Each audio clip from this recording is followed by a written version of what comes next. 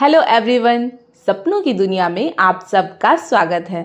तो चलिए आज की एक बहुत ही मज़ेदार कहानी शुरू करते हैं जिसका नाम है ट्रेन छूट गई पार्ट 2। तो चलिए शुरू करते हैं। ठीक 8 बजे को ट्रेन दिल्ली के लिए निकल गई। आज का पूरा दिन मेरे लिए काफ़ी स्ट्रेसफुल रहा। अपनी सीट पर बैठने के बाद मैंने एक गहरी सांस ली, फिर इधर उधर देखने लगी। मैंने देखा कि मेरे सामने वाला बर्थ खाली था और नीचे वाले बर्थ पे कोई फैमिली थी जिसमें 2 क्यूट क्यूट बच्चे थे। रश नहीं था। थोड़ी देर ऐसे ही चुपचाप बैठी रही। वैसे तो मुझे चुप रहना बिल्कुल अच्छा नहीं लगता, पर आज मुझे ये खामोशी अच्छी लग रही थी। मैंने अपने सीट पे बेडशीट बिछाया, फिर आराम से लेट गई। मेरे कितने प्लान्स थे अपने पहले ट्रिप के लिए, क्या क्या सोचा था। मैंने तो अपने आप को जब भी मेट की करीना से कंपेयर कर लिया था, या यूं कहूं कि अपने आप को ही करीना कपूर मान लिया था, जो बिल्कुल बिंदास है, कुछ भी करने से पहले सोचती नहीं है। ये सब चल ही रहा था, तभी अचानक से नींद खुल गई। मैंने उठकर देखा, कुछ नहीं था।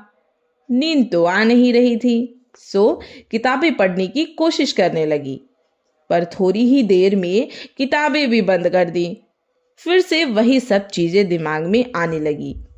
मैं अपने मन को समझाने लगती हूँ ताकि ख्यालों की दुनिया से बाहर आ सकूं। ये रियल लाइफ है, यहाँ ऐसा कुछ नहीं होने वाला है। ये हकीकत है, कोई फिल्म नहीं, और ना ही मैं कोई हीरोइन हूँ। So focus. पर ये मन है कि मानता नहीं। हम अपने मन को कितना भी समझा ले, कितनी भी बातें बता दे, पर मन का एक कोना ऐसा होता है जो बागी बना होता है कि नहीं, ऐसा ही होगा। वही मेरे साथ हो रहा है। मैं मेरे मन को समझा रही हूँ, पर मन का एक कोना बागी बना हुआ है जो कहता है कि क्या पता ऐसा ही हो। रात के 10 बज गए। मुझे भूख लग रही थी। मैंने खाना खाया और फिर से लेट गई। मन में बातें तो बहुत थी, पर बातों की कोई शक्ल नहीं थी, वो उमंग नहीं बची। मैं अपने मन को डाइवर्ट करने के लिए गाने सुनने लगती हूँ, पर कुछ फायदा नहीं हुआ। तब मैं कहानियां सुनने का सोचती हूँ और माय फेवरेट नीलेश मिश्रा की कहानी सुनने लगती हूँ। कहानी सुनते सुनते मेरी आंख जरा सी बंद होती है, तभी लाइट्स ऑन होने से मेरी आंख फिर से खुल जाती है। मैंने एक लड़के को देखा जो अपना सामान एडजस्ट कर रहा था। सामान एडजस्ट करने के बाद वो अपने बर्थ पे आ रहा है। जस्ट मेरे सामने आते ही उसने मुझसे सॉरी बोला फॉर लाइट डिस्टर्बेंस। ज्यादा सोचने की जरूरत नहीं है, उसने सभी को सॉरी बोला जो उस कैबिन में था। मैंने जवाब में नो प्रॉब्लम बोला और फिर लेट गई। थोड़ी देर बाद मुझे ऐसा लगा कि कोई मुझे जगाने की कोशिश कर रहा है। मैंने चादर के बाहर देखा तो शॉक हो गई। मैंने पूछा, क्या हुआ? कुछ नहीं, मुझे चार्जर चाहिए था। क्या, इस वक्त? हाँ, मैं अपना चार्जर भूल गया हूँ। मेरा मोबाइल किसी भी टाइम ऑफ हो सकता है। मुझे घर पे कॉल भी करना है। क्या आप मुझे अपना चार्जर दे सकती हैं? क्या मुझे अपना चार्जर देना चाहिए? पता नहीं कैसा है, देना चाहिए या नहीं। इसने मुझसे ही क्यों चार्जर मांगा? और भी तो लोग हैं यहाँ। देखा, सोचने में तो मेरा कोई जवाब ही नहीं है। इतनी ही देर में मैंने कितनी बातें सोच ली। वो फिर मुझसे बोलता है, चार्जर। Thank you. क्या लड़का है! आज के समय में कोई खाना खाना भूल सकता है, पर चार्जर रखना नहीं भूल सकता। इसी तरह सोचते विचारते मैं सो गई। चाय चाय, गरम चाय, चाय चाय, चाय वाला। पूरे कंपार्टमेंट में बस यही आवाजें सुनाई दे रही थी। मैं जग चुकी थी इन आवाजों से। मैं उठने से पहले सबको अपनी आंखों से स्कैन करने लगी। कौन क्या कर रहा है, कोई पेपर पढ़ रहा है, कोई मोबाइल में लगा हुआ है, बच्चे अपनी मस्ती में लगे हुए हैं। कुल मिला के देखा जाए तो सब लोग कुछ न कुछ कर रहे हैं, एक्सेप्ट मी जो अभी सो के उठी है। मैंने अपने आप को कंसोल करते हुए कहा, कोई बात नहीं बेटा, आलसी लोग ही कुछ बड़ा करते हैं, ऑलवेज रिमेंबर दिस। मैं अपने बालों को समेटते हुए जूरा बनाने लगी। तभी मेरी नज़र सामने वाले बर्थ पे गई। ये मेरी तरफ क्यों देख रहा है?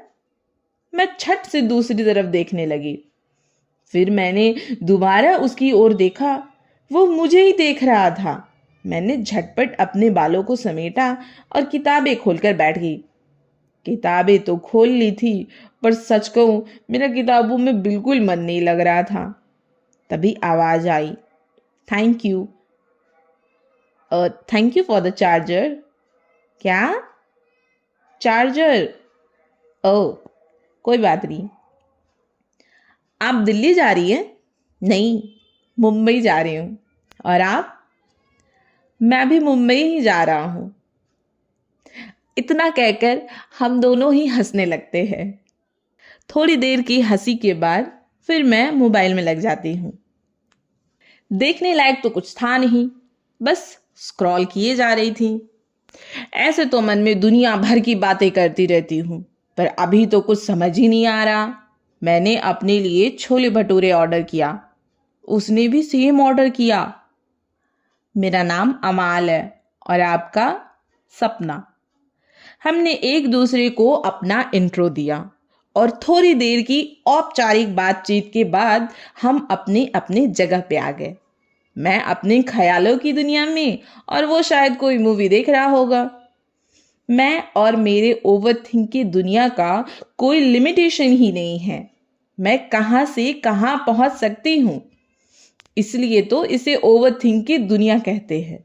जैसे अभी थोड़ी सी ही बातचीत हुई है हमारे बीच और मैं पता नहीं क्या क्या सोचने लगी। वैसे कुछ तो बात है, वरना ये मुझसे ही क्यों बात करता। बात करते वक्त भी कुछ ज्यादा ही स्माइल कर रहा था। ये क्या बात हुई भाई? सभी लोग स्माइल के साथ ही बात करते हैं। सोचते सोचते न जाने मुझे कब नींद आ गई, पता ही नहीं चला। जब आंख खुली तो देखा कि एक अंकल मुझसे कुछ कह रहे हैं। बेटा उठो, दिल्ली आ गई।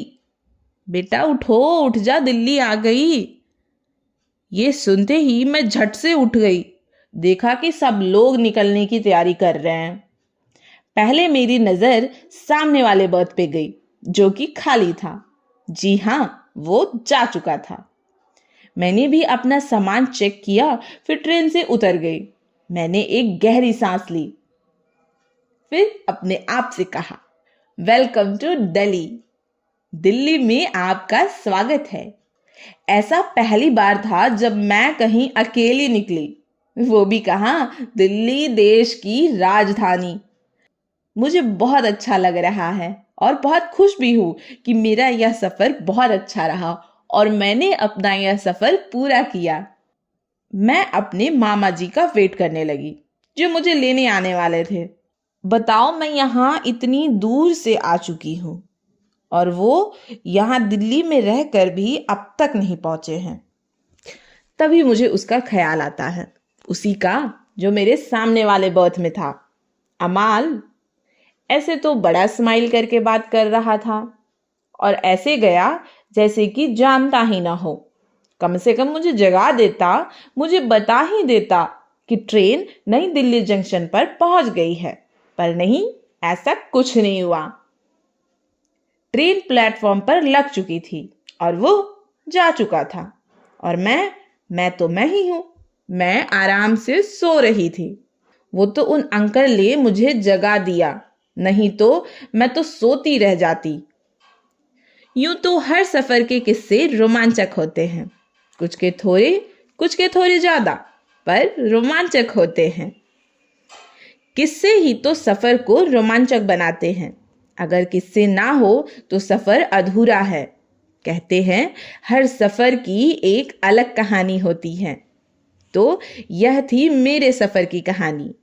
कैसी लगी आपको बतानी है अपनी जुबानी। कहाँ कमेंट सेक्शन में। आज की यह कहानी इतनी ही। अगर आपको मेरी कहानियाँ अच्छी लगती है तो उसे लाइक करें और मेरे चैनल को सब्सक्राइब करें। Please press the subscribe button.